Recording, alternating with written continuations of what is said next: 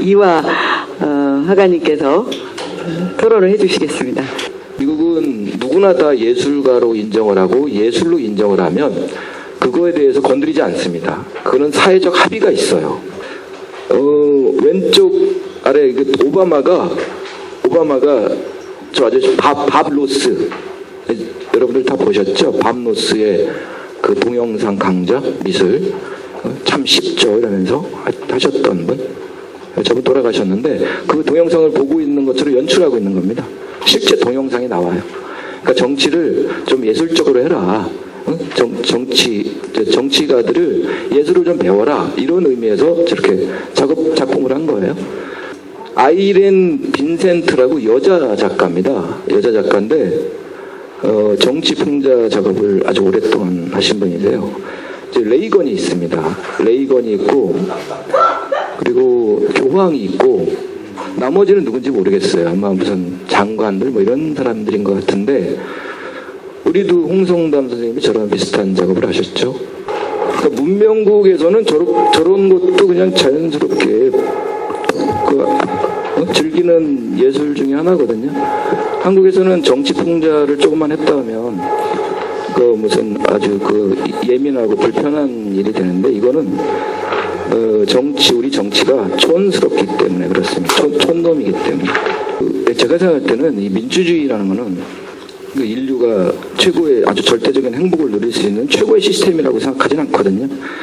근데 인간이 그나마 인간의 꼴값을 떨면서 인간답게 살 수 있는 지구상 현존하는 시스템 중에 가장 발달한 시스템 민주주의 같은데 그 민주주의에서 최고가 표현의 자유거든요. 이게 없으면 그냥 아무것도 아니죠. 표현의 자유가 없으면 뭐가 되겠어요? 예술가들은 뭔가를 표현하는 사람들이거든요. 예술가들한테 너 표현하지 마. 그러니까 내가 시키는 것만 표현해. 이렇게 한다는 건 죽으라는 얘기죠.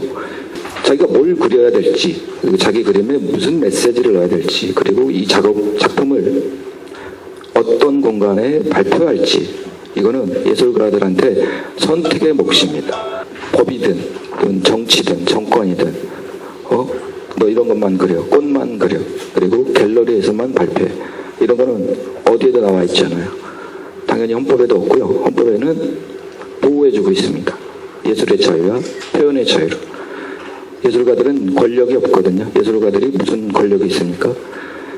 그래서 순수한 존재입니다. 권력이 없기 때문에. 그래서 그 세상이 이렇게 흘러가는 어떤 사건, 사고, 그리고 동시대 의식들을 정리를 해서 작품으로 만들어서 발표하는 사람들이 예술가들입니다.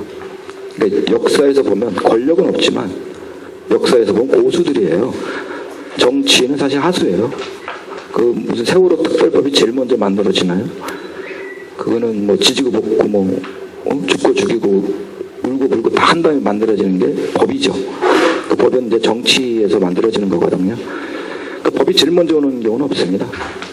그러니까 이제 그 대신 이제 권력은 가장 크죠.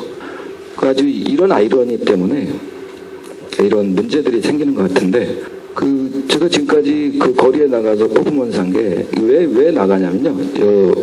저는 이제 이 미술의 기능이 여러 가지가 있는데 그 중에 사회적 기능을 믿고 있습니다. 그 사회적 기능을 믿고 있기 때문에 이런 풍자 작품을 그리고요. 그리고 시민들하고 직접 만나기 위해서 거리에 나가는데요. 한 20번 정도 됩니다. 그동안 제가 기소된 게 3번이고요. 뭐 경찰, 검찰, 무슨 이런 거 하면 이런 것 또한 20번 되는 것 같아요. 지난번에 이거 미친 정부 이거 삐라 뿌렸다가 2번이나 조사받았어요. 모욕죄로. 하나는 건조물 침입죄. 여기 아까 처음에 보여드린 저 작품들, 외국 작품들에 비하면 강도가 1이라면 그 비하면 저는 강도는 한 100 정도 될 거예요. 정말 약하거든요. 외국의 작품에 비하면. 이런 거 갖고 이렇게 툭하면 기소하고 그러는 게 좀 승질날 때 있어요. 근데 제가 이제 이런 거를 기소를 할 때마다 재판을 갔어요. 그냥 안 넘어갔어요. 어떤 거는 이제 벌금 10만 원 나온 거 있거든요. 내가 아무리 거지여도 10만 원 뭐 있죠. 내면 끝인데 나는 이제 내가 하는 거에 대한 양심과 신념이 있어서 재판을 갔습니다. 그래서 기소된 게 3개인데 재판은 2개가 이루어졌어요.